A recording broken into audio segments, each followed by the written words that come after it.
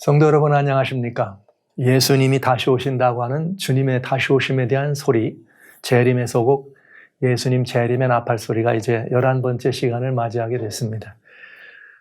이 예언의 파노라마라고 하는 이 시간을 여러분들과 같이 나누면서 예언이라고 하는 부분, 특별히 가장 인류의 복된 예언이라 그러면 예수님의 다시 오시는 소식이죠. 그런데 이 예언의 이야기를 여러분들과 나눌 때는 상당히 조심스럽습니다. 왜냐하면 지나간 것들을 이렇게 이것이 이것이었다라고 성경에게 그 성경의 말씀을 적용하는 것은 어려운 일이 아니에요. 그러나 현재 일어나는 일이나 혹은 미래에 있을 일을 성경과 대별해서 이렇게 말씀드리는 것은 굉장히 신중해야 되고 조심해야 될 일들이 아주 많다는 것을 여러분도 잘 아십니다. 잘못하면은 하나님의 말씀이 왜곡되거나 하나님의 말씀이 잘못 적용될 수 있기 때문에 그런 것이죠. 여기 요한복음 14장 29절에는 이런 말씀이 있습니다. 이제 이 일이 이루기 전에 너희에게 말한 것은 이 일이 이룰 때에 너희로 믿게 하려 함이라. 그렇습니다. 예언이라는 것은 일이 이루어지기 전에 미리 말한 것이거든요. 옛적 선지자들은 주님께로부터 직접 성령을 통해서 이 계시의 영을 통해서 앞일을 예언했습니다. 오늘 우리들은 두 가지 방법으로 앞일을 예언할 수 있습니다. 그 예언 가운데 하나는 무엇인가? 오늘날도 여전히 성령의 이 감동과 감화가 있어서 그 성령의 직접적인 계시로 말미암아 앞날을 예언할 수 있죠. 그런데 더 또 중요한 것은 무엇인가? 이미 하나님께서 옛적의 선지자들을 통하여 성령에 감동된 분들을 통해서 이렇게 성경, 하나님의 말씀으로 기록된 예언이 있습니다.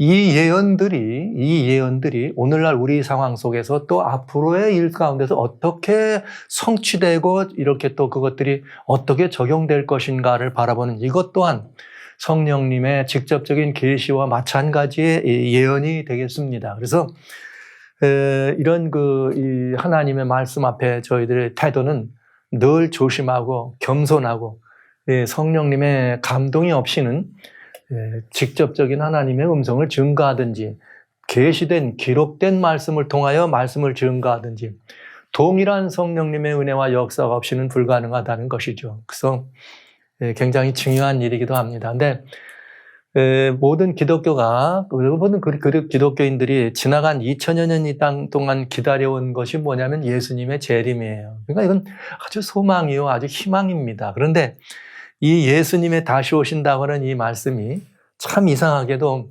오늘날 교회 현장에서도요, 예수님 다시 오셔요, 재림하세요, 이런 말씀을 한 번, 두 번 하게 되면 성도님들이 싫어해요.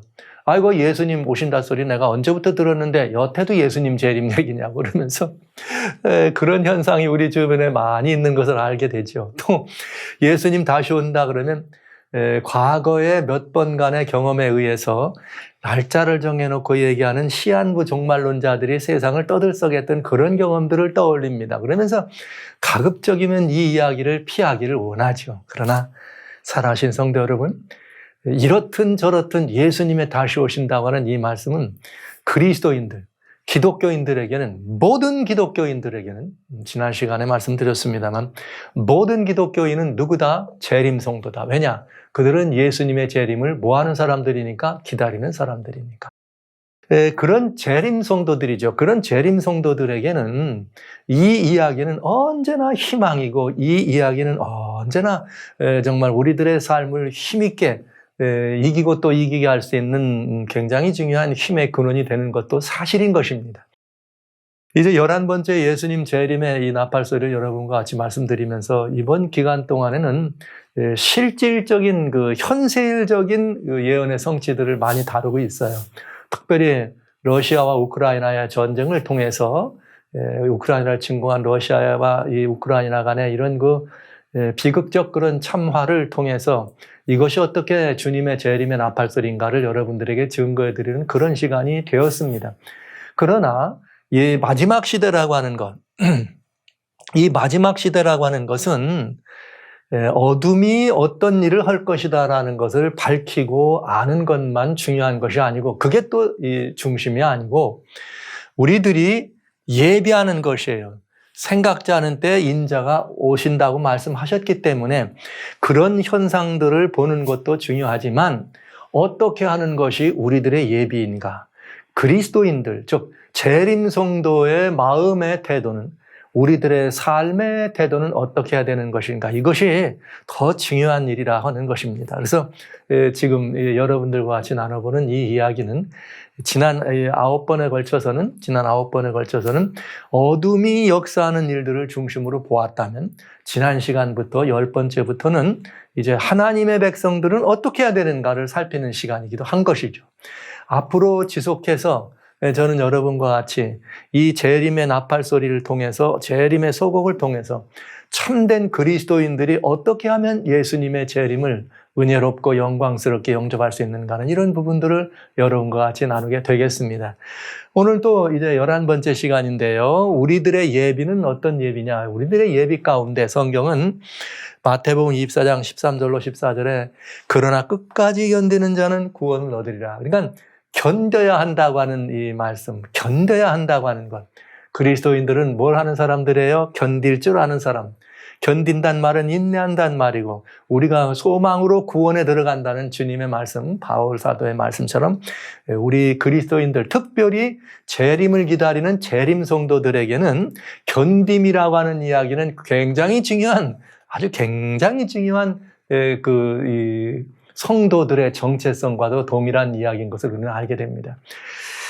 그래서 저는 여러분과 같이 이 마지막 시대라고 하는 이야기이기 때문에 요한계시록에 나와 있는 예수님 재림 직전에 있는 사건들을 계속해서 여러분들에게 이 말씀을 증거하고 보여드리는 거예요. 그런데 지금 현재 우리들이 서 있는 시점을 우리가 정확하게 말씀드린다면, 요한계시록 18장 2절로 3절에 있는 바로 이 시대에 우리가 있는데, 오늘 저는 이 시대에 있는 우리들이 이미 보신 것처럼 우크라이나와 러시아의 전쟁, 이것이 재림의 나팔소리며 바로 계시록 18장의 성취로 가는 문턱에 계시록 18장을 성취시켜가는 굉장히 중요한 정말 전환점으로 일어났다는 것을 지금까지 여러분들에게 많이 말씀을 드렸습니다. 그리고 이 말씀은 계속해서 여러분들에게 또 시간 되는 대로 또 더 말씀을 드려야 합니다. 왜냐하면 이거는 현재 사건이니까요.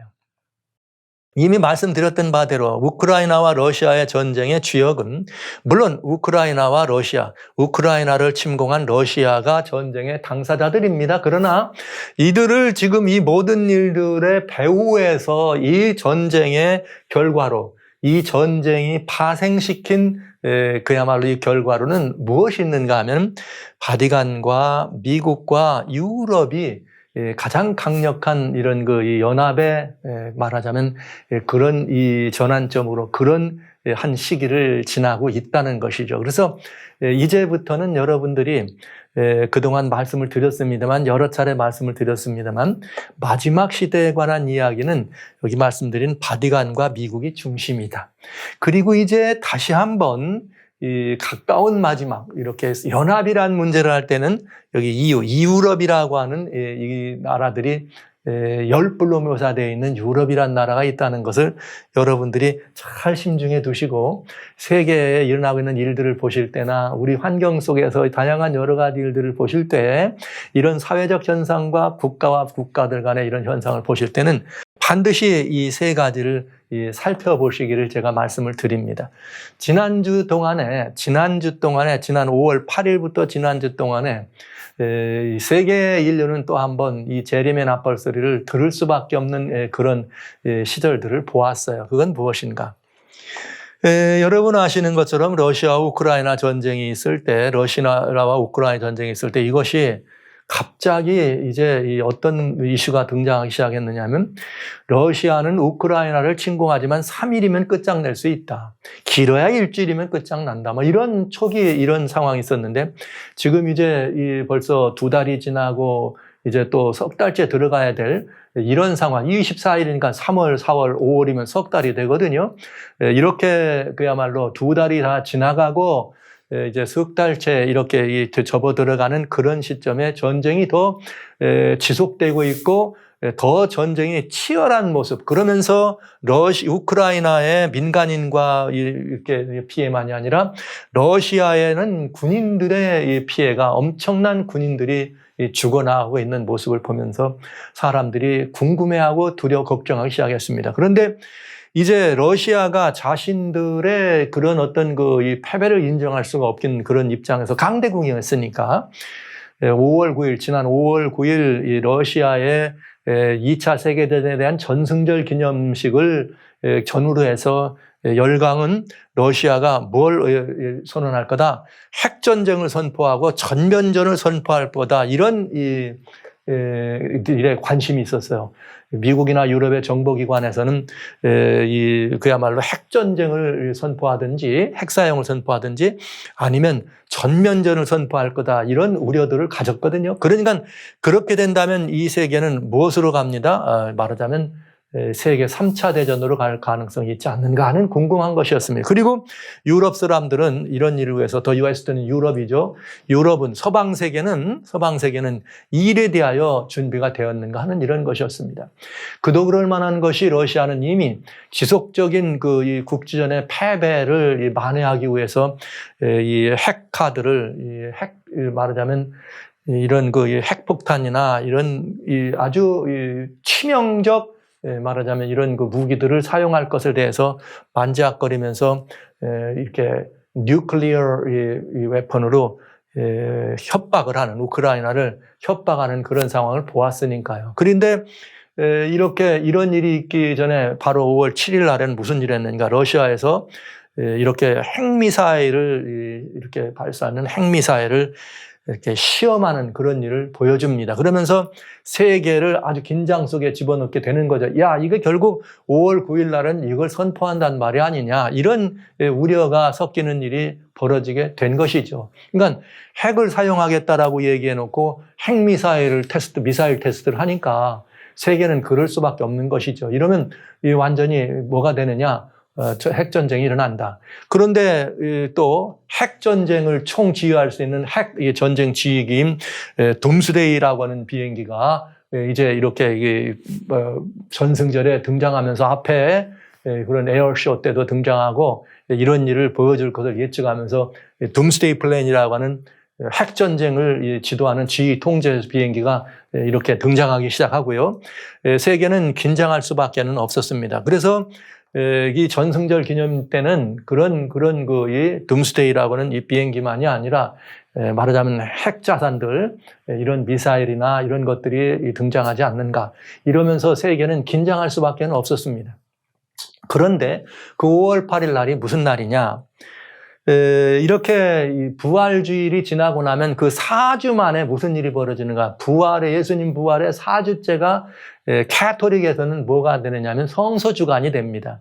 그 성서주간에 또 무슨 일을 했느냐면은 이렇게 새로 이렇게 말하자면 사제가 되는 사람들을 이렇게 말하자면 인정해주는 서품식과 마찬가지죠. 비슷한 그런 일들이 있을 때 성서주의를 담화할 때 바티칸에서는 인류 가족을 이루라는 부르심이다. 이게 누굴 보고?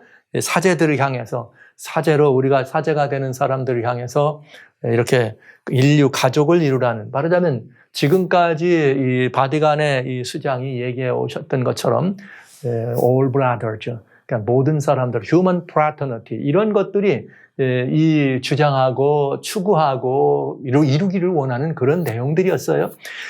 그래서 온 가족을 이루라는 부르심을 주제로 해서 인류 가족에게 이루시는 부르심에 우리가 응답하자. 이게 지금 이 성서질이 이렇게 공세적으로 이야기한 거고, 세계 가톨릭 신자들에게 이걸 선포해서 각 교구에서는 이걸 가지고 또 함께 이야기를 나눴으니까요.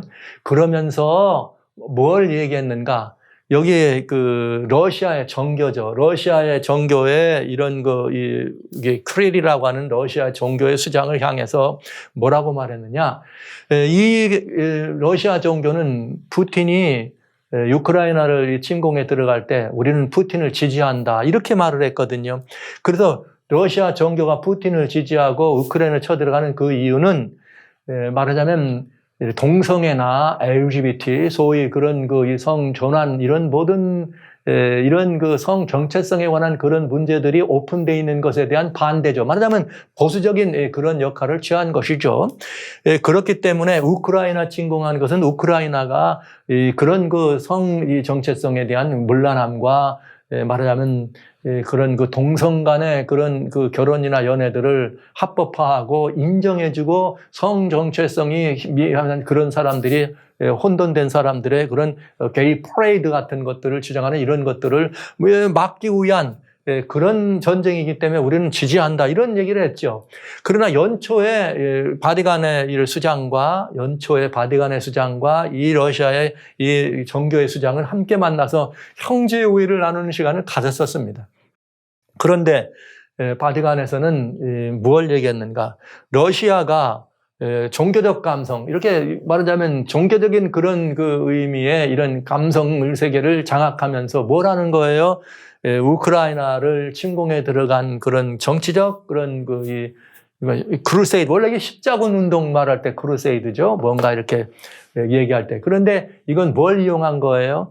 러시아는 우크라이나에 있는 그런 것들을 막기 위한 이런 의미의 얘기. 그러면 그건 종교적인 얘기가 되는 거죠. 이렇게 되면 말하자면 기독교 캐톨릭과 특별히 개신교를 제한 캐톨릭과 정교에 뭐가 되는 거예요?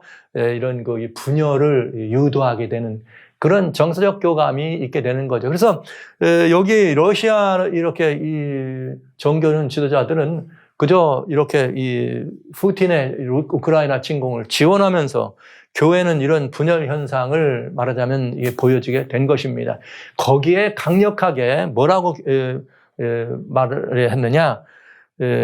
말하자면 러시아 종교가 푸틴의 말하자면 재단의 시종, 말하자면 재단에서 시종 드는 그런 보이들이 있죠. 소년들이 그거와 같이 푸틴을 위한 재단의 시종이 됐다. 이 말은 무슨 말이냐면 종교가 정치의 시종이 됐다 이 말이에요. 왜? 이렇게 푸틴의 그런 옳지 못한 그런 일에 교회가 합동됨으로 말미암아서 그것이 푸틴의 말하자면 크루세이드가 되게 만들고 결국은 그 푸틴을 지원해주는 종교적 시종이 되는 것과 같은 푸틴의 얼터보이가 되지 말라. 이게 강력하게 경고했죠. 이게 굉장히 중요한 일입니다. 결국은 러시아 종교를 향해서 정교를 향해서 정치의 시종이 되지 말라 이런 메시지를 강하게 내려진 것입니다. 자, 이것이 이 바티칸의 메시지였습니다. 그만 뭘 향해서요? 지난 시간에는 푸틴 멈춰라. 그런 말이야 마스컬 학살, 대대적인 그런 학살을 멈추세요. 그리고 강력하게 이렇게 하지 말라고 러시아에 이렇게 메시지를 줬죠. 부활절에는. 그 다음에는 부활절이 지난 4주 지난 말하자면 성서 주간에는 러시아 정교를 향해서 당신들이 어떻게 정치의 시종이 돼가지고 이러느냐. 푸틴의 얼터보이가 되지 말아라. 이렇게 하는 강력한 경고를 외치면서 러시아 종교와 캐톨릭 간의 이런 분열 현상을 일으키게 된다는 것입니다. 그러나 러시아 종교도 다 그런 건 아니에요. 이 키릴을 중심으로 한 소위 말하는 애국 종교죠. 러시아로 말하면 국가 종교와 같은 그들이 이런 일을 했습니다. 결국은 러시아가 이 폴란드와 불가리아의 가스관을 막았을 때 EU에서는 그 기름과 그런 러시아의 은행들에 대한 완전한 6번째에 걸친 대대적인 제재를 가하게 되고 결국은 유러피안 모든 영역에서는 전반적으로 러시아의 기름을 수입하지 말라. 이제 세계는 이렇게 됐죠. 러시아는 기름을 팔아서 사는 나라고 유럽은 러시아의 기름을 받아서 살아가는 나라인데 서로가 기름을 팔지도 않고 받지도 않는다면 어디가 더 어려울까 이런 문제. 그러나 어려운 건 사실이 되겠습니다. 그러자 EU에서는 유럽 상호 국가 간에 서로 이런 그 도움을 통해서 하지 않도록 미국은 또 그 뒤에서 지원하는 이런 상황을 바라보고 유럽이 앞장서고 그 다음에 여러분 이미 바이든 행정부에서는 그동안은 우리는 핵에 대한 선제적 사용을 절대로 하지 않는다 그랬지만은 이제는 어떤 특별한 상황에서는 어떤 극한적인 상황에서는 먼저 선제 사용도 할 수 있다라고 법을 바꿔버렸어요. 바이든 대통령이. 그런 일을 이룬 다음에 이렇게 이 근래에는 어떤 일이 벌어졌는가. 여러분 아시겠지만은 우크라이나에서 러시아의 장성들을 지금까지 12명, 13명 계속 장성급들이 죽어나갑니다. 그랬더니 공개적으로 우크라이나와 러시아의 전쟁인데 어떻게 그런 장성들이 죽을 수 있었을까? 그러면서 이 사실에 대해서 공개적으로 이 뉴스에서 나오죠. 뭐라고 나오느냐. 미국이 뭘 제공했느냐. 정보를 제공했다 이거예요. 이렇게 뭐에 대해서 러시아에 대해서 그런 군대들의 그런 그 모든 상황, 군부 현재 지금 군단이 어떻게 배치되고 있는지 어디에 뭐가 있는지 다 정황해서 이것이 그렇게 다 보여줘서 우크라이나에 뭐가 되도록 타겟트가 되도록 그러면서 그 결과는 뭐냐 러시아의 많은 장군들을 죽였다 이거예요. 근데 이 얘기를 누가 했느냐 미국에 있는 말이죠. 이 아주 시니어 굉장히 이렇게 특별히 이 군부 혹은 이 그런 정보 권력의 상위층에서부터는 고위 관리를 통해서 우크라이나의 전쟁 속에서 미국이 이런 역할을 한 것을 공개적으로 얘기하네요. 이건 뭘 의미해요?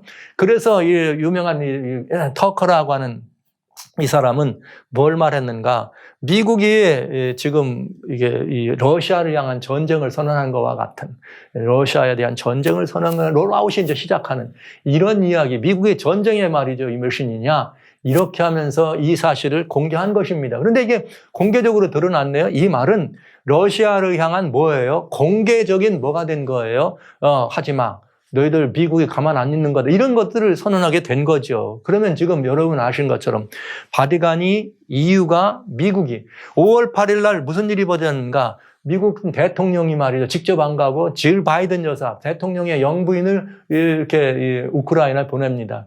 보내면서 우크라이나의 영부인과 함께 만날 뿐만 아니라 그들은 이게 피난 이렇게 대피소도 찾아가고 어린이 보호시설도 찾아가면서 질 바이든이 이렇게 우크라이나의 지도자들과 만납니다. 그러면서 무슨 얘기를 하느냐? 미국이 또 뿐만 아니라 여기 이 서방 세계가 당신들을 전폭적으로 지원한다. 이게 퍼스트 레이디가 영부인이 그런 얘기를 하는 거예요. 우크라이나의 영부인을 만나서 전폭적으로 지원합니다. 그러면서 여기 이 뉴스에는 뭐가 등장했느냐? 이게 나오죠. 미국이 이번에 러시아를 향해서 강력한 미국은 이제 세 번째 강력한 이런 그 제재를 시작한다. 아주 강력한 제재를 시작하는데 이런 그 제재를 미국은 직접적으로 할 뿐만 아니라 G7 서방 선진 국가들에서도 러시아에 기름을 수입하는 일을 완전히 이렇게 거절하고 하지 못하도록 퇴출시키는 그런 이야기를 동시에 같이 질 바이든 여사가 그런 얘기를 하면서 젤렌스키 우크라이나에게 버텨라. 당시에 전쟁 얼마 안 남았다. 러시아 끝장난다. 이런 얘기를 하는 것이죠. 이게 이렇게 얘기하면서 미국에서는 어떤 일이 있었는가 지금까지. 여기 군사적인 원조를 20억 불이라고 하는 말은 여기 20억 불이라 이게 20빌리언이라는 말은 20억이 아니고 200억을 말하는 거예요. 또 여기는 85억이고 요 30억이고 이건 얼마예요? 500 밀리언이니까 요거는 5억 불이죠. 여기에다가 지금 또 얼마를 더 한다는 거예요. 330빌리언을 더 이렇게 바이든이 요청하는 그런 일이 벌어지게 됩니다. 지금 자기 부인은 우크라이나 가 있고 5월 9일 똑같이 5월 9일 러시아의 전승기념일 날 러시아는 이제 뭔가 선언할 것이고 미국은 똑같은 날에 무슨 일 했는가 백악관에서 우크라이나 민주주의 방어법을 통과시킵니다. 우크라이나의 민주주의 방어법을 통과시키는데 이건 무슨 일이냐 백악관에 직접 이거는 푸틴의 이런 그 잔인한 푸틴의 전쟁을 대항하고 있는 우크라이나 정부와 우크라이나 민간들을 지원하기 위해서 그들을 대항하고 있고 싸우고 있는 우크라이나 정부와 우크라이나 백성들을 지원하기 위해서 굉장히 이렇게 또 다른 another point 중요한 이런 그 이 법령에 사인을 하는 일을 우리가 보고 본인이 사인한다고 얘기하면서 푸틴이 진행하고 있는 그 전쟁에 대해서 아주 잔인하고 잔혹하고 참혹한 그런 전쟁에서 이 전쟁을 끝장낼 미국의 이런 그 대안들을 발표합니다. 자, 이 굉장히 이상하잖아요. 바티칸에서는 이제는 러시아 정부와 푸틴에게 당장 멈춰라, 스탑! 학살 멈춰라. 그런가 하면 그 또 백그라운드에 있는 러시아 정교를 향해서 하지 마라. 당신 푸틴의 그런 이 알터스버이다. 재단에서 시종드는 그거밖에 되지 않는 건데 하지 말아라. 이렇게 아주 이 정치 종교를 향해서 소리를 지르고, 이유는 거기에 따라서 러시아산 석유와, 그거 아니면 안 됐는데 러시아산 석유와 러시아의 모든 은행들과의 이런 거래를 균주하면서 이미 스위프트에서 완전히 다 러시아 은행을 퇴출시켰습니다만, 그리고 미국은 강력한 우크라이나 민주주의를 방어하고 지키고 수호하는 우크라이나 민주주의 수호법이라고 하는 법을 미국이 통과시키고 대통령령으로 사인하는 이런 일을 우리는 보게 됐다는 거죠. 그러니까 미리 말씀드린 뭐가 되는 거예요? 삼중의 연합이다. 그러면 여기에 러시아는 어떻게 반응을 했을까요? 5월 9일 날. 5월 9일 날 러시아의 정말 그 전승 기념일이었습니다. 전승 기념일에 푸틴은 왜 우리가 우크라이나에 쳐들어갔냐? 그 쳐들어간 이유는 서방 세계가 이렇게 우리를 지금 침공해 오고 있기 때문에 그걸 막기 위한 것이었다. 그리고 지금 우리는 뭘 하려고 했는가? 우크라이나의 러시아 전쟁으로 서방을 이렇게 비난하면서 유럽과 미국을 말하는 거예요. 서방 세계를 비난하면서. 지금 우리가 우크라이나 침공에 들어간 건 2차 세계대전 당시에 러시아와 독일 나치와 싸운 것처럼 지금 그거와 똑같은 전쟁을 한다. 우리는 나치를 막기 위해서 우크라이나를 쳐들어간다. 이렇게 이야기하면서 전승절 기념 행사를, 대대적인 기념 행사를 했습니다. 그러나 대대적인 기념 행사를 했지만 서방 세계가 염려하고 세계가 걱정했던 핵을 투발한다는 것을, 말하자면 둠스데이 플랜이 나오기로 했지만은 그 핵 통제 비행기도 하지 않고 에어쇼도 하지 아니하고 여기에 이런 그 전승절 그저 이렇게 열병식만 하면서 특별히 이렇게 전면전을 선언하거나 이런 특별한 군사행동에 대한 이런 이야기를 발표하지 않습니다. 뭐 했다는 얘기죠? 러시아는 예를 들면 지난번 처음에 우크라이나 침공할 때도 군대를 뺀다고 했다가 그냥 돌아간 것처럼 거짓말로 했을까요? 아니면 무엇일까요? 또 이렇게 얘기해놓고 진짜 그냥 느닷없이 등장하는 건 아닐까요? 이것이 러시아가 지금까지 해온 행태이기 때문에 그런 우려가 있을 수도 있지만은, 그러나 아닙니다. 러시아의 전승 기념일에 푸틴이 그렇게 얘기하고 서방 세계를 이렇게 서방 세계에 뭘 얘기했지만 결국은 러시아가 몰락이 되기 시작하고 이미 시작된 몰락이 완전히 선언되는 이런 거와 마찬가지의 일이었다. 이렇게 말씀을 드립니다. 성경이 말한 것처럼 이 푸틴, 개인적으로 수많은 인명을 살상한 그 푸틴, 그러면서 또 세계인을 향해서 우크라이나 나라뿐만 아니라 세계인을 향해서 핵으로 사람들을 위협한 푸틴 개인적인 몰락만이 아니라 그 한 사람의 지도자로 말미암아 한 사람의 지도자로 말미암아 세계가 움직이게 됐고, 그리고 많은 이 러시아에 있는 국민들 자체가 엄청난 병력 손실을 보면서 큰 어려움을 겪는 것. 이것은 굉장히 중요한 역사적 한순간이 되고 있고, 이거는 성경 예언이 말한 완벽한 예수님 재림의 나팔소리가 되었다는 사실을 알 수가 있습니다. 얼마 남지 않았습니다. 이 전쟁이 마쳐지고 이 전쟁의 결과로 러시아가 완전히 몰락하게 되는 그 일이 얼마 남지 않았는데요. 그런데 이것이 5월 9일 일인데 굉장히 여기 중요한 사실을 하나 볼 수 있어요. 이번에 러시아와 우크라이나가 이렇게 전쟁을 하고 막 세계에 있는 각 다양한 첨단 무기의 무슨 각축전장처럼 이렇게 되는데, 갑자기 러시아와 우크라이나가 이런 전쟁을 하는 사이에 무슨 일이 벌어졌는가? 대한민국이 등장하네. 그래서 네토라고 하는 것은 여러분 아시는 것처럼 서유럽 연합입니다. 유럽 연합에 캐나다와 누가 들어간 거예요? 미국이 들어가 있는 거예요. 네토예요. 그런데 그 네토 방위사령부에서 한국을 갖다가 사이버 전략방위였는데 함께 참여하도록 해서 한국이 네토에 정식으로 전체적인 네토에 회원국으로 가입하는 건 아니지만 그런 그 사이버 방어 사령부에 방어하는 그런 거기에 협력국가로 참여하면서 네토의 그 유럽연합의 깃발에 대한민국의 깃발이 올라섰다는 것은 굉장히 의미가 있는 일이죠. 그러나 이 의미는 또 다른 것들을 가져다 보여줄 수가 있어요. 이건 뭘 가져다 줄 수 있는가? 전 세계적인 흐름 속에서 그 세계적인 흐름 속에서 역시 한국도 뭐 할 수 없다, 피할 수 없다는 것입니다. 그래서 많은 분들이 여러 번 걸쳐서 그런 말씀을 해오셨죠. 성경에는 중국에는 예언이 없습니까? 성경에는 뭐 대한민국에 대한 예언은 없습니까? 아, 왜 그런 예언은 없을까? 이렇게 궁금해 하십니다. 그러나 여러분, 잠깐 저는 말씀드렸습니다만, 성경에는 그 하나님을 대적하는 아주 그 지배적 세력들, 세계의 가장 강력한 지배적 세력들, 하나님을 대적하는 지배적 세력들에 대한 얘기를 나오면서 이 세력들이 세계를 하나로 끌어갈 때 여러 다양한 나라들은 이름이 등재되지 않지만 그 세력들과 합동하거나 그 세력의 반대편에 선다. 이런 위치에서 대한민국도 그 하나의 나라가 될 수 있습니다. 그런데 이번에는 우크라이나와 러시아가 전쟁을 하는데 사실은 한국은 그동안 어떻게 하다 보니까 중국하고도 가깝고 러시아하고도 굉장히 가깝고 미국하고는 좀 선절하는 그런 입장을 취하는 것 같았는데 갑자기 이런 그 서방 세계에서 한국의 이런 그 참여를 요청하게 되면서 이것이 자이든 타이든 일단은 이 네토의 그런 말하자면 사이버 방위군에 함께 참여하게 되면서 뭐에 참여된 거예요? 일단 서방 세계 한국이 참여하는 형식적인 드러난 일들을 우리는 보게 되는 거죠. 그런데 이렇게 되면서 러시아는 어떤 일이 벌어졌는가? 제가 왜 저희 이 몰락의 선언이라 마찬가지라는가?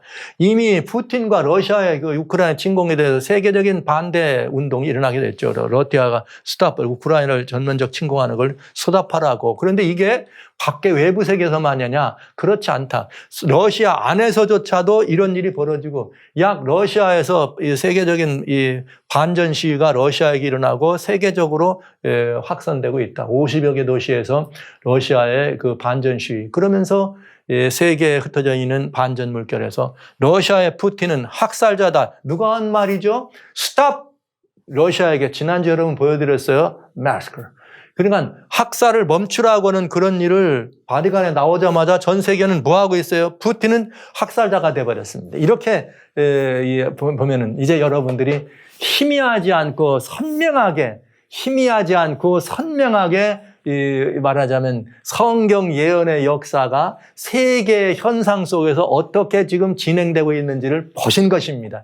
너무나 명쾌하죠? 자, 이럴 때 이런 그 세계 언제 뉴스예요? 5월 9일 날 이게. 자, 5월 8일, 5월 9일을 중심으로 굉장한 일이 벌어지면서 러시아의 푸틴과 러시아가 이렇게 몰락의 마치 전승기념일이 아니라 몰락의 선언일이 되는 것과 같은 그런 현상들을 우리는 보았습니다. 그리고 또 그런 그 와중간에 대한민국이 그런 그 국제적 위상이 높아졌다라고 볼 수도 있지만은 이건 굉장히 중요한 한 그 예언의 경정 속에 우리도 그저 이름을 이렇게 올리게 되는 일이 있었다 하는 걸 보면서 바로 그 다음 날 한국은 또 무슨 일이 있었습니까? 참 이상한 일이죠. 한국이 지금까지는 미국과는 손절하고 친중, 친러 정책을 사용해 온 것과 같은 분위기를 풍겼습니다. 그러나 형식적으로는 내용 면에서는 그랬지만 형식적으로는 그런 이걸 가질 수가 없었지만 어떤 일이 벌어졌어요? 네토 방위군에 함께 참여하면서 형식적으로는 친서방으로 이렇게 다시 회귀하는 것과 같은 그런 회귀 노선에 들어섰을 때에 대한민국은 다시 5월 10일 날 새로운 신임 대통령이 탄생하면서 이 취임식이 있게 됐죠. 그런데 이번 취임식의 이런 그 뉴스를 보면서 제가 깜짝 놀랐네요. 뭘 놀랐는가 하면, 와우, 우리 대한민국에 이런 소위 말하는 자유라고 하는 이런 문제를 가지고 취임사를 이렇게 얘기하고 그야말로 전 세계인이 바라보는 앞에서 자유에 대한, 그리고 자유와 국가에 대한, 자유와 국민에 대한, 자유와 세계에 대한, 자유와 백성들의 삶에 대한, 자유와 시민들과의 그 관계에 대한 이런 정의를 이렇게 명쾌하고 강력하게 말하는 이런 그 연설이나 이런 것들은 굉장히 드문 일이었어요.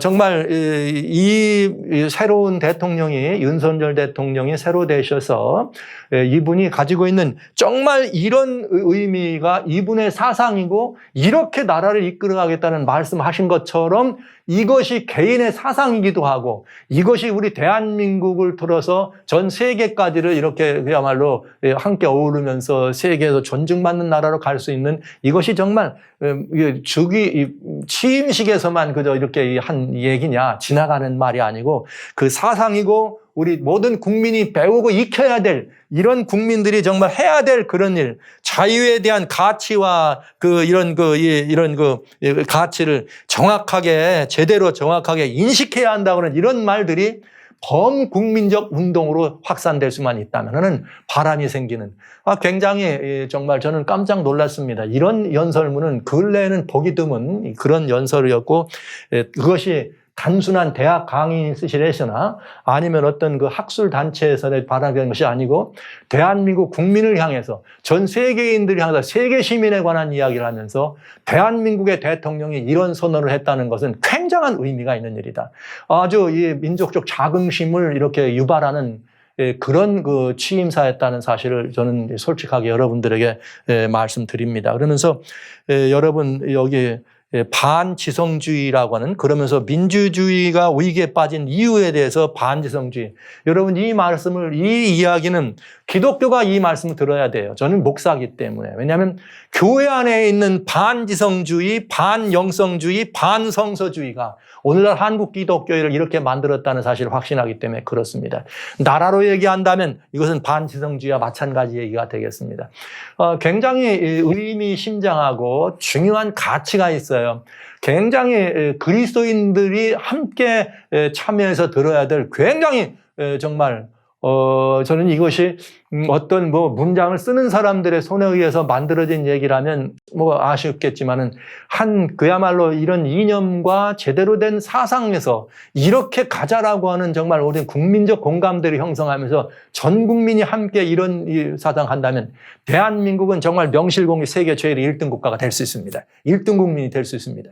왜냐하면 전 세계 어디도 이런 철학을 가지고 범국민적인 계몽운동을 시작한 근래에 말이에요. 근래에 여러 민주주의 앞장선 나라들을 빼놓고 근래에 세계의 현상들을 바라보면서 이렇게 세계가 요동치고 이렇게 세계가 그야말로 반지성 세대, 반성서주의 세대로 들어가게 될 때 이런 이야기들을 세계인 앞에서 할 수 있는 이런 인물이 대통령이라는 건 우리 민국에는 굉장히 긍지고 자랑스러운 일이 아닐 수가 없습니다. 여보시죠?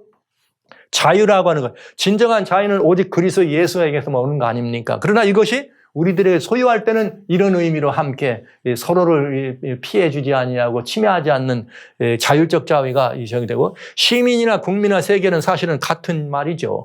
같은 말입니다. 이렇게 되니까 자유와 평화 이 모든 것들은 완전히 이 내용들은 정말 굉장히 놀라운 내용이었다. 이렇게 말씀을 드리면서 한번 이런 일들을 위해서 우리 한국의 그런 역사에 대해서 근래 지나간 오랜 시간 동안 기독교는 기도 많이 했습니다. 기도 많이 했습니다. 정말 기도 많이 했습니다. 여러분들 기도 많이 하시고. 그런데 여러분들의 기도의 응답이 이런 말하자면 단순한 연설문이 아니라 취임 선서와 같은 취임문에서 나왔다는 것은 저는 성도님들의 기도의 응답이었다. 이런 생각을 하면서 정말 대한민국이 이런 나라가 되도록 여러분이 기도하면서 앞장섰으면 좋겠어요. 그러면서 말 그대로 청와대를 국민의 품으로 들어가면서 새로운 대한민국의 신기원을 또 한번 열어가는 그런 모습이었습니다.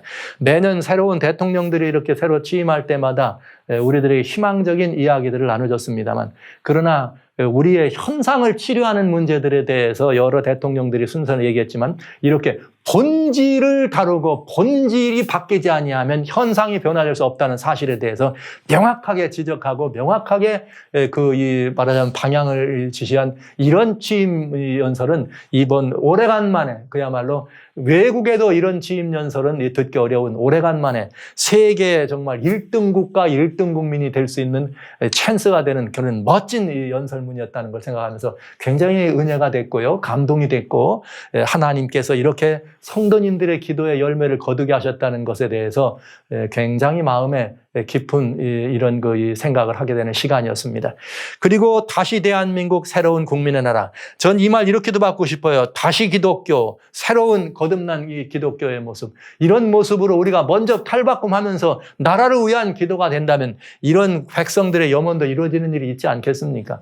이렇게 이런 문제들을 바라보면서 저는 대한민국에 이런 나라가 될 때 저는 그리스도인으로서 다시 한번 세계 선교의 선봉장의 자리를 다시 회복하는, 세계에게 말이죠, 영육간에 이 세계를 지도하고 섬길 수 있는 이름난 나라로, 그러면서 이 하나님께 충성하는 그런 나라의 백성들로, 그런 나라의 기독교, 그런 나라의 그리스도인으로 이렇게 다시 한번 함께, 나라의 지도자들은 나라를 그렇게 만들기로, 또 교회의 지도자들, 또 교회의 그리스도인들인 여러분과 저는 또 이 기독교를 다시 한번, 대한의 기독교가 다시 일어나서 세계 복음을 위한 제대로 된 선교의 나라로 발돋움을 하면서 다시 한번 이 세계의 정상 위에 나라도 서고 세계의 머리 위에 기독교도 서서 정말 예수님의 재림을 영접하는 일이 속했으면 좋겠다, 이런 생각을 하게 되는 것입니다.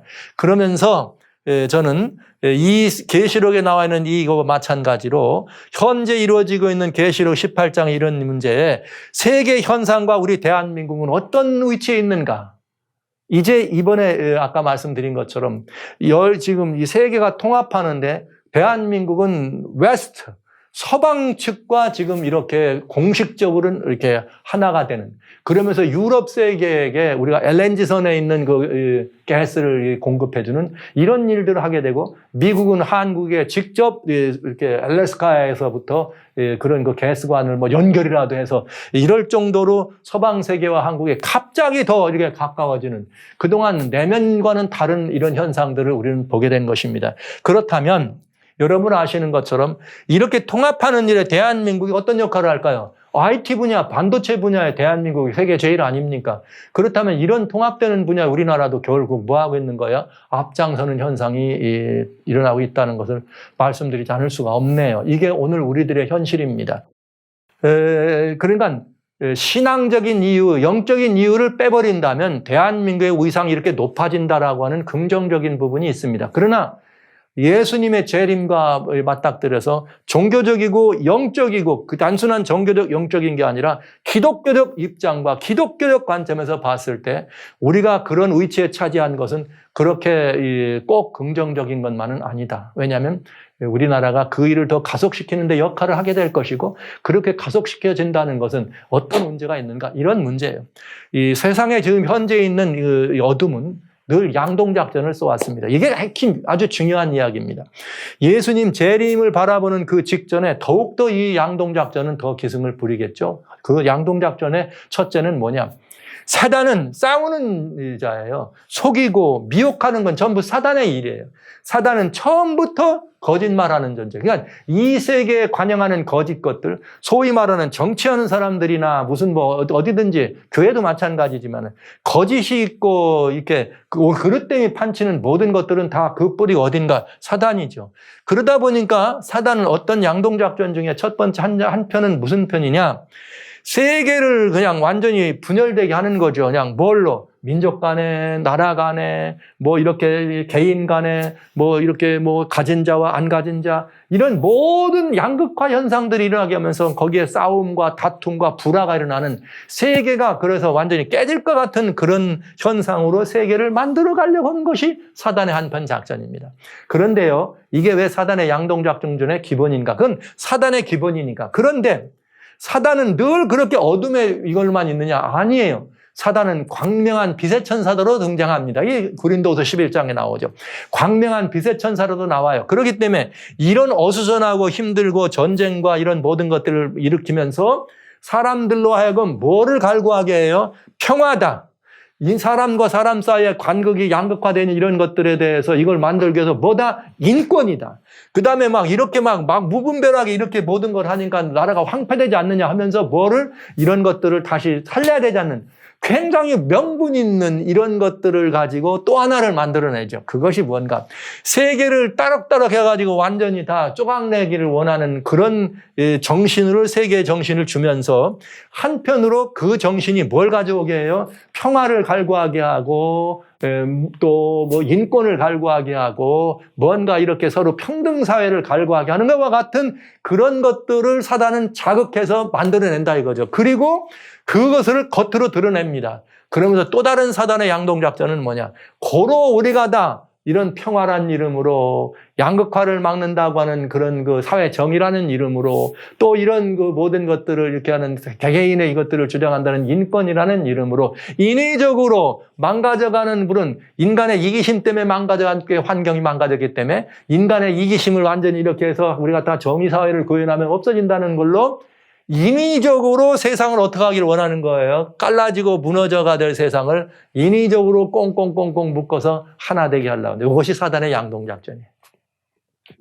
이 두 가지는 우리는 잊어서는 안 됩니다. 그런데 이 사단의 양동작전이 사회적 현상만이 아니라 교회에도 있어요. 그래서 교회에도 늘 사단은 이것이 이렇게 하는 것이 더 성경적이다. 이렇게 하는 것이 더 영적이다. 이렇게 얘기하면서 교회를 이렇게 끌어가려고 하죠.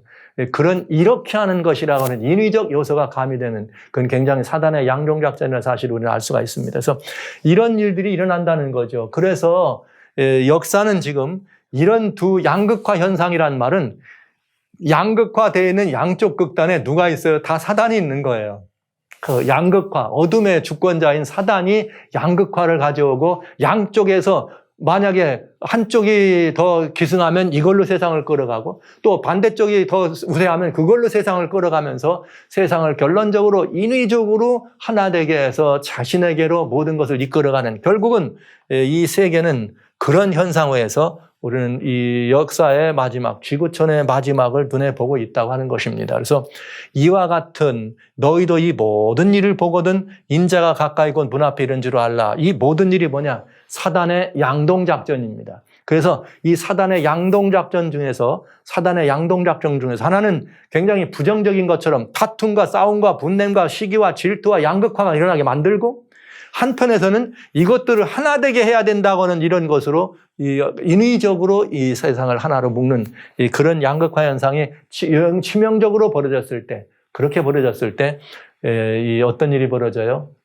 우리는 예수님 말씀하신 것처럼 이와 같은 일이 문 앞에 이르거든. 이렇게 성경은 얘기하고 있는 것이죠. 그렇다면 이러한 시절을 바라보는 참 성도들은 어찌할 것인가? 참 성도들은 어찌할 것인가? 여기 이 지난 시간에 저는 예수님 재림에 관해서 예수님의 경고를 들어야 된다 말씀드렸습니다. 그래서 예수님의 경고가 마태복음 24장 3절부터 쭉 시작돼가지고 36절에 그날과 그때는 아무도 모르고 오직 아버지만 아시느니라 이렇게 주어지시면서 이 마태복음 24장 속에 몇 가지 예수님이 재림과 관련된 경고들이 있었다. 여러분 말씀드렸습니다. 미혹을 조심하고 징조들을 살피는데 이 모든 전쟁이나 기근, 사회적 이게 뭐예요? 사단의 양극화 중에서 깨지게 하는 거죠. 그런가 하면은 세 번째 기독교가 박해된다. 요 기독교 박해 인원은 이 양극화를 막기 위해서는 뭐가 필요할 거예요? 평화라는 이름으로 세계를 이렇게 하겠죠. 누가 반대해요? 평화를 싫어할 기독교인이 아무도 없죠. 그러나 인위적으로 무엇인가 인위적으로 그런 것들을 이렇게 거짓된 평화, 거짓 평화지. 이런 것들은 그리스도인들은 박해할 수밖에 없겠죠. 반대하겠죠. 그럴 때 나가오는 기독교의 박해, 그리고 박해를 통해 전파되는 복음, 그럴 때 마지막 때에 대한 징조와 이 모든 것들을 살피는 깨어있음, 그리고 최후로는 그리스도인들이 더 이상 역사에서 이룰 일이 더 이상 여기서 이 현실사에서 하실 때는 하나님께서 그 자리를 떠나라고 하신다는 이 말씀을 드렸어요.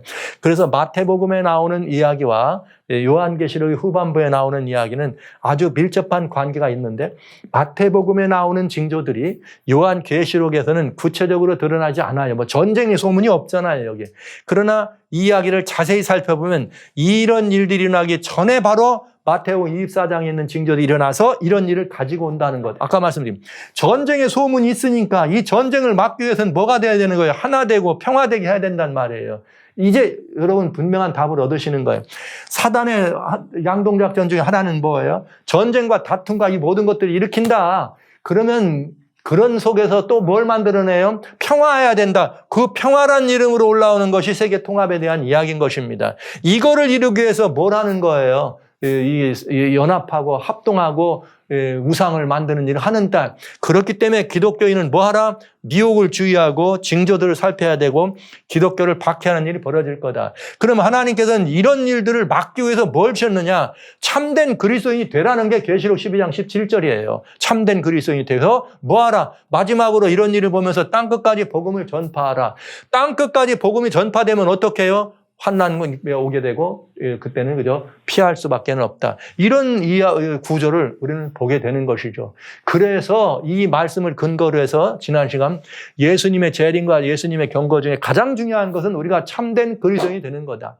참 그리스도인이란 여기 요한계시록 12장 17절에 말씀하신 것처럼 용이 여자에게 분노하여 돌아가서 여자의 남은 자손 곧 하나님의 계명을 지키며 예수의 증거를 가진 자로 더불어 싸우려고 바다 모래 위에 서더라. 이야. 이것이 용은 사단이죠. 사단이 하는 일은 항상 싸우는 일이에요. 그리고 사단이 하는 일은 뭐냐냐? 하나님을 대적하는 거예요. 사단이 하나님을 대적하는 방법은 하늘의 하나님을 직접도 대적할 수 있죠. 그러나 그건 가당치 않은 얘기지만 가장 중요한 것은 그 하나님을 알고 하나님을 경배하는 사람들을 어떻게 하는 거예요? 박해함으로 대적하는 거죠. 그게 이야기예요. 하나님의 계명을 지키며 예수의 증거를 가진 자들을 어떻게 하게? 더불어 싸우려고. 여기 요한계시록에 앞에는 이 두 여자가 나오죠. 첫 번째 여자는 아기를 낳으려고 하다가 애써 부르짖고 아기가 하늘로 올라가고, 두 번째 여자는 용의 낯을 피하여 도망치는 여자. 세 번째 여기 여자의 남은 자손은 어떻게 하는 거예요? 용과 맞짱 뜨는 이 기독교를 설명해 주고 있는 거죠. 그래서 참 그리스도인은 하나님의 계명과 예수의 증거를 가진 사람인데, 이 사람들에 대해서 성경이 한마디로 요약한 게 히브리서 9장 27절, 8절이다. 여기에 주님은 뭐라고 하셨는가? 죄와 상관없이 자기를 바라는 자들에게 두 번째 나타나시리라. 이렇게 돼 있네요. 이제 참 기독교인은 누구냐? 나와 있어요. 참 기독교인은 하나님의 계명을, 예수님의 증거를 가지고, 요한계시록 14장, 여기 요한계시록 14장 12절에는 하나님과 예수의 믿음을 가지면은 뭐가 필요해요? 이렇게 말하네요. 인내가 필요하다. 성도들의 인내가 여기 있나니 저희는 하나님의 계명과 예수의 믿음을 지키는 자니라. 그러니까 여기 인내가 필요해. 하나님의 계명과 예수의 믿음, 예수의 증거를 갖는 것은. 그런데 그 인내하면서 하는 일이 뭐냐? 기다리는 거예요. 예수님이 자기가 죄와는 상관없이 자기를 바라는 자들에게 두 번째 나타나리라. 여기 이 말씀 참 의미 있는 말입니다. 죄와는 상관없다는 말은 예수님이 두 번째 오시는 거는 우리를 죄로부터 건지고 뭐 하려고 대속을 외우시는 게 아니라 이미 다 우리를 구속하셨기 때문에 이제는 뭐 하러 오시는 거예요? 그렇기 때문에 그런 죄 문제를 해결하려고 오신 게 아니고, 두 번째 오시는 거는 기다리는 우리를 데리러 오신다. 그래서 제가 지난 시간 말씀드렸죠. 모든 그리스도인은 다 뭐가 돼야 된다? 예수님의 재림을 기다리는 재림 성도다. 그러니까 오늘날은 재림 성도 그러면 제7일 안식일 예수 재림교회 성도들만 재림 성도를 아닙니다. 모든 그리스도인들은 다 재림 성도예요. 왜? 재림을 기다리는 사람들이니까. 이 성경적 정의 아닙니까, 여러분? 예수님 재림을 기다리는 성도들. 이렇게 돼 있다고요. 그런데 여러분, 그 다음에 또 죄와는 상관없다는 말을 또 달리 어떻게 볼 수 있느냐?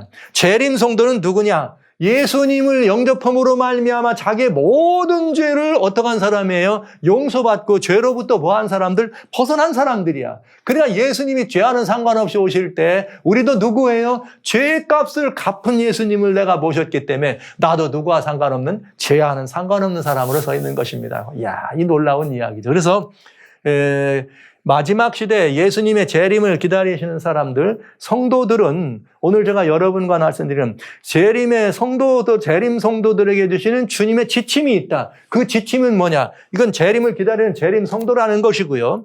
하나님의 참 백성은 예수님의 재림을 기다려야 돼요. 기다려야 돼요. 근데 기다리는 예수님 재림을 기다리는 사람들을 주신 주님의 지침은 이런 것입니다. 그건 뭐냐? 미혹을 주의하라는 거죠. 뭘 주의하라? 하나님의 참 백성들이여 미혹을 주의해. 이건 예수님이 마태복음 24장에 언제 오실 거예요? 하고 제자들이 여쭤봤어요. 언제 어떻게 마지막에 무슨 일이 있어요? 했더니 예수님이 다 내려놓고 제1번 미혹을 조심하라. 미혹을 조심하라. 근데 여러분 아시는 것처럼 이 미혹이라고 하는 것은 누가 이 근본 뿌리냐? 맨 처음부터 마귀요, 사단은 미혹하는 자야. 계시록 12장에 주님 말씀하시기를 7절로 9절 속에 하늘에 이게 용과 미가엘이 싸웠는데 그 용은 누구냐? 이 9절에 옛뱀 곧 마귀라고도 하고 사단이라고도 하는 온 천하를 꿰는 자라. 미혹하는 자예요.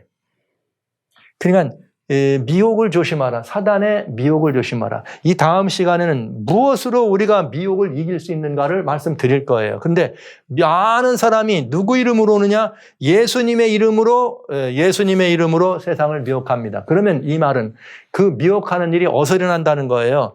교회 안에서 일어난다는 말이죠. 제가 여러분들에게 이 재앙의 이 서곡이나 이런 이 재앙의 서막이나 이런 곳에서 세대주의 미혹 말씀 많이 드렸습니다. 미혹은 교회 안에 있어요. 그러니까 세대주의나 아니면 뭐 이런 여러 가지 그런 것처럼. 왜냐하면 여러분 아시는 것처럼 여기 성경 속에 뭐라고 되어 있어요? 예수님 오시기 전에 환난이 있고 너희들은 견뎌야 된다. 많은 사람에게 미움 받는다. 견뎌야 된다. 끝까지 견디라 했는데 휴거된다며요. 뭐 하기 전에? 환난 전에. 그러니까 성경하고는 전혀 맞지 않는 이야기를. 그러나 사람들은 그 말이 좋지. 환난이 없이 휴가된다니까 그 말이 좋죠. 그러나 기독교가 지금 다 거기에 쓸려갔잖아요. 이게 뭐예요? 미혹된 거죠. 이 미혹을 이겨야 돼요. 그러나 여기에 이렇게 미혹되면 우리는 이길 수가 없게 되는 것이죠. 그래서 교회 안에서 미혹이 일어납니다. 그럼 마태복음 7장에 보면 20절에 그런 말이 있어요. 그날에 예수님 오실 때요. 많은 사람들이 나더러 주여 주여 이렇게 내가 주의 이름으로 귀신도 쫓고 능력도 행사하고 나는 주님의 이름으로 선지자 노릇 했습니다. 그랬더니 예수님이 나는 너를 도무지 모른다. 어디서 일어난 말이에요? 여러분 예수님을 안 믿는 사람들이 주님께 나가서 주여 주여 합니까? 어디? 예수님 안 믿는 사람이 어디 무슨 무속과 미신에 있는 거기 사람들이 예수님 오실 때 주여 주여 합니까? 아니잖아요. 누가 하는 거예요? 교회 안에 있는 사람들이. 미혹돼가지고 미혹된 줄도 몰라. 예수님이 안에 없는데도 예수님이 있다고 생각하는 거죠. 이런 것이 미혹이다. 살아가신 성도 여러분, 이 미혹은 아주 불행한 일이지만 이 미혹이 우리들 안에 있다는 사실을 꼭 기억해 주시기 바랍니다. 제가 지난번에 우리 말씀드렸잖아요. 교회 안에 미혹 가운데 또 늘 우리는 그런 미혹이 있다. 뭐만 나오면 짐승의 표라고. 뭐만 나오면 짐승의 표라고. 그 결국은 옛날에 무슨 미국의 건강 오바마 보험할 때 오바마 케어 헬스케어가 짐승의 표도 해가지고 난리 난 적이 있잖아요. 그때 결과가 뭐예요? 젊은이들 많이 잊어버렸어요. 이번에 또 백신 나오니까 다 백신이 짐승의 표라고. 이제 백신 짐승의 표라는 말 잘 안 하죠. 왜? 백신이 여러분 한두 종류라야지. 전부 mRNA 백신 속엔 뭐가 들었다 해가지고. 지금 다 mRNA 백신입니까? 아닌 것도 많잖아요. 그러니까 여러분, 아닌 것, 성경을 잘못 그릇되게 적용하면서 미혹해 하는 일이 마치 신앙의 영역인 것처럼 보이게 해가는 그런 어려움도 있는 것이죠. 그러나 이런 것들은 매우 위험한 일이 벌어집니다. 여러분, 그리스도인들이 교회 안에서 감당해야 될 일은 뭐냐? 미혹을 조심해야 되는 거예요. 미혹을 어떻게 하면 우리가 이길 수 있는지는 또 보시면 좋겠습니다. 그런가 하면 또 뭐가 있느냐. 미혹을 조심해야 되는 다음에 바로 주님은 뭐라고 하셨는가 하면 너희를 향해서 환난이 있겠다. 왜? 그리스도인들이 미움받는 거죠. 교회에 미움받는 거는 바울은 디모데서에 말씀하시기를 무릇 경건하게 살려고 하는 자에겐 핍박이 있다 말씀하셨어요. 그리스도인이 받는 핍박은 여러분 핍박을 통해서 우리는 복음도 전파가 되고 핍박을 통해서 욥의 고난 아시죠? 욥은 고난을 통해서 내가 오빌의 정금보다 정하게 나올 거다. 그러니까 핍박은 그리스도인의 신앙을 약하게 하거나 핍박은 그리스도인들로 하여금 그리스도인에게를 포기하게 하거나 핍박은 그리스도인으로 하여금 세상을 살아가는 것을 무슨 뭐 이렇게 피하게 하는 이런 것이 아니라는 거죠. 그러니까 진정한 그리스도인이냐 아니냐 하는 것은 뭘 통해서 알 수 있느냐? 핍박을 통해서 알 수 있어요. 여기 데살로니가 후서에 보면 굉장히 아름다운 말씀이 있습니다. 이 핍박에 관한 이야기인데 이런 말이 있어요. 데살로니가 후서 1장 4절에 이런 표현이 있습니다. 그리고 너희의 참는 모든 핍박과 환난 중에서 너희 인내와 믿음을 인하여 하나님의 여러 교회에서 우리가 친히 자랑한다. 이는 하나님의 공의로운 심판의 표요 너희로 하여금 하나님 나라에 합당한 자로 여기심을 얻게 하려 함이니 그 나라를 위하여 너희가 또한 고난을 받나니라. 할렐루야. 여러분, 그러니까 그리스도인에게 있어서 핍박이라는 것은 순결하게 되는 과정일 수도 있고, 그리스도인에게 핍박이라고 하는 것은 복음을 전가하게 하는 굉장히 중요한 복된 채널이 될 수 있고, 그리스도인에게 핍박이라고 하는 건 자기에게 하나님 나라에 합당한 사람이라는 것을 드러낼 수 있는 참 신앙의 이 모습을 드러내는 굉장히 중요한 표가 될 수 있다는 거죠. 그리스도인이 예수 믿는 사람이 어떤 분들은 그래요. 예수 믿는 사람들도 하늘나라 가려면 심판받아요. 여기 천만의 말씀. 예수 믿는 사람들은 그것이 공의의 심판이 뭐냐? 핍박입니다. 이 핍박을 잘 견디고 이 핍박을 잘 이기면 어떻게 하는 거예요? 그는 하나님 나라에 합당한 사람으로 드러난다 이 말인 것입니다. 근데 여기 핍박이 있다. 왜? 모든 사람이 미워할 거라 그랬어요. 예수님이 제자들에게 세상이 너희를 미워하는 것은 나를 알지 못합니다. 그렇기 때문에 예수님을 미워했잖아요. 그것처럼 너희도 미움 받는다. 여러분, 성경은 우리들에게 핍박이 없을 거라 얘기하지 않고 핍박이 있을 거라 얘기하였으며, 그러나 이 모든 핍박이 있음에도 불구하고 우리에게 이길 힘을 주시는 하나님의 은혜가 있음을 감사하는 것입니다. 핍박이 없기를 기대하지 마시고 핍박을 이길 힘을 하나님께 구하는 멋쟁이 그리스도인이 되어야 안 되겠습니까? 살아가신 성도 여러분, 오늘 여러분들의 삶의 현장에서 예수님의 이름 때문에 여기 말하는 것처럼 예수님의 이름 때문에 당하는 여러분의 많은 핍박, 여러분의 많은 손해, 여러분들의 많은 곤경, 여러분들의 많은 어려움이 있을 수 있습니다. 있습니다. 저도 그 과정을 너무나 많이 겪어왔으니까. 그러나 그 핍박을 통해서 함께 하시는 우리 하나님.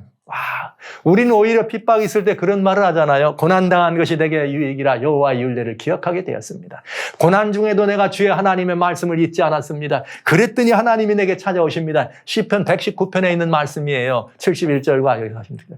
여러분, 이런 은혜를 우리가 받으니까 오히려 핍박이 와도 핍박이여 오라 핍박이여, 오히려 하나님의 은혜가 되게 더 가깝다는 사실을 확인하는 좋은 찬스가 될 수 있다는 것을 우리는 잘 알 수 있지 않겠습니까?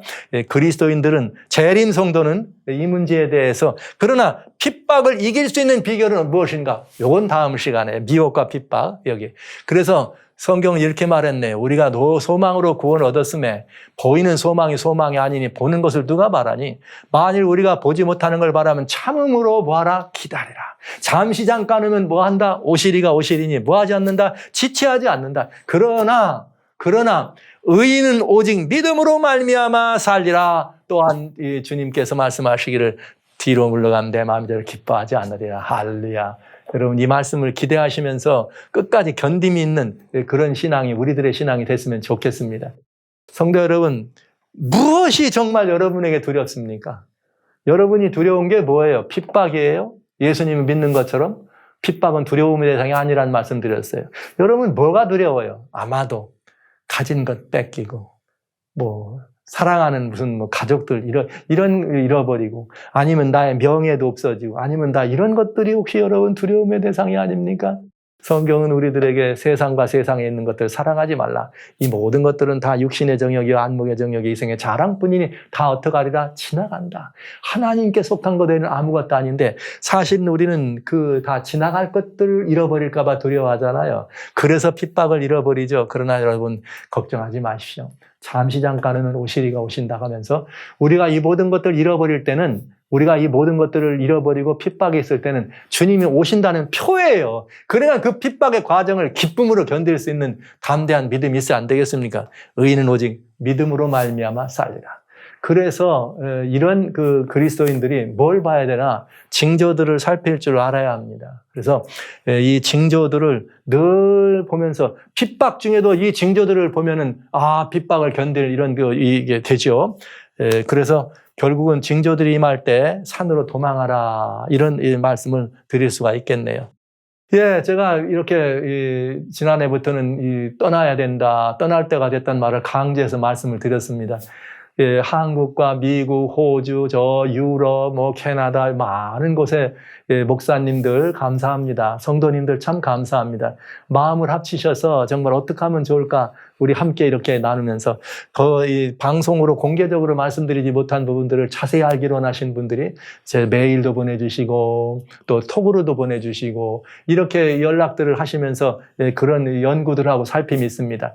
여러분, 그런데 그 가운데 여러분들은 이미 이 말씀을 듣고 정말 마지막 우리들의 하나님과의 관계를 위해서 다음 선교지를 향해서 걸음들을 옮기는, 정리도 하고 옮기는 많은 분들이 있습니다. 많은 고백들을 받았습니다. 바로 어저께는 이런 고민도 받았습니다. 목사님, 제가 목사님 말씀 주신 걸 잘 들었습니다. 그대로 실천하겠습니다 하시고 한 권사님께서 혼자서 이렇게 여기저기 한국에서 어디 충주도 가봤다 그리고 어디 여러 군데를 다녔어요. 많은 곳들을 다니면서 보시고 또 드디어 또 한 군데 갔다 오면서 사진까지 보내주면서 너무 이쁘고 멋진 곳을 다녀왔습니다. 그런데 거기 가니까 아주 좋은 곳에 수로도 있고 밑에는 물도 있고 또 우물도 좋은 우물이 있고 아주 예쁜 노부부가 함께 계신 분이 있는데 저희가 거기 같이 살기로 이렇게 마음을 결정하고 이사하기로 했습니다. 그러면서 그 뒷곁에는 말이죠, 이렇게 아름다운 이런 것들이 있다고 보내오면서 얼마나 해피한지 하나님의 인도하심에 하려고 하니까 되네요. 두려워했어요. 왜냐하면 어떻게 이걸 정리하고 어떻게 들어가야지? 내가 이 도시 생활하는 사람이 여기서 편안하게 살면 어떻게 가야 되지? 그러나 주님이 말씀하셨으니까, 이건 주님의 명령이니까 알겠습니다. 권사님이 그 말씀을 듣고 여기저기를 다니면서 어떻게 할까요? 직접 찾아보세요. 어떤 분들은 목사님이 정해놓은 데가 있느냐, 아니면 목사님은 이렇게 표현하는 분도 많이 계신데, 직접 찾아보세요. 다녀오셔서, 그럼 어디로 가면 좋을까요? 여기 이런 데 한번 가보시면 좋겠네요. 직접 가서 확인하고, 골라가지고, 이런 결정하고, 여기를 정했습니다. 6월 말에 들어갑니다. 이렇게 연락을 줘서 제가 하나님께서 함께 하실 것입니다. 이런 대답을 드렸습니다. 많은 돈 들이지 않아도 마음만 있다면 주님께서 이끌어 가실 것입니다. 하나님의 말씀을 피하지 마시고 순종하는 마음으로 들으시면 성령의 순종은, 말씀의 순종은 성령으로 충만하게 하고, 성령의 충만함은 두려움을 없게 하시고, 성령의 충만함은 나를 이끄셔서 하나님이 마련하신 소원의 항구를 발견하게 하신다는 사실을 여러분 목도하시고 확인하게 되실 것입니다. 그래서 이제 저는 핍박과 미혹과 핍박을 이기는 길이 무엇인가 하는 참된 그리스도인들의 그런 공과를 여러분들과 같이 다음 시간엔 한번 살펴보도록 그렇게 하겠습니다. 그래서 핍박과 미혹을 이기는 길이 무엇인가, 12번째 재림의 나팔소리에서 이 사실을 여러분들과 같이 살펴보시면서 다시 한번 말씀드립니다. 살아가시는 성도 여러분, 하나님께서 우리들로 하여금 무엇을 하라고 하실 때는 주님이 책임지신다는 말이에요. 뭘 하라고 할 때는 주님이 책임지신다는 말이에요. 여러분, 이런 아름다운 마음을 가지고 주님께 순종하면 길이 열리게 돼 있습니다. 여기가 여러분들의 마지막 선교지입니다. 그래서 이 마지막 선교지에서 우리들의 마지막 모든 것들을 다 이렇게 다루면서 함께 그 일을 경영할 수 있지 않겠습니까? 여러분, 주님의 날이 심히 가깝습니다. 그 가까운 날을 기억하시면서 여러분들이 꼭 선어 가정이 함께 모여서 정말 이 하나님의 말씀대로 이 시절을 바라보면서 이런 이때 여러분들에게 꼭 중요한 힌트를 하나 드린다면, 아마 이 대한민국에도 새로운 또 이렇게 이 대통령을 다시 이렇게 취임하고 새로운 정부가 들어서서 지금까지의 사정으로 봤을 때는 굉장히 많이 이렇게 이 기독교인들에게는 정말 우리 그리스도인들에게는 이제는 굉장히 이게 기회가 많이 없어졌구나 했는데, 요번에 여러분들에게 살짝 기회가 조금 더 주어질, 폭넓은 기회가 주어질 가능성이 있다. 그러니까 지금이 찬스입니다. 미루지 마십시오. 지금이 여러분들에게 기회일 것 같은 생각으로 저는 여러분에게 말씀드립니다. 그러니 이 새 정부가 왔을 때 여러분들의 활동과 여러분들의 어떤 것들이 아직은 조금 자유로울 때 빨리 여러분들이 이 문제를 생각하고 주님께 순종하기로 결단하신다면 틀림없이 여러분들이 복스러운 열매를 거둘 수 있을 것으로 확신합니다. 그러면 이제 어떻게 하는 것이 미혹과 핍박을 이기는 참 그리스도인의 길인가 하는 나팔소리 12번째 시간을 그렇게 또 돌아보도록 하겠습니다.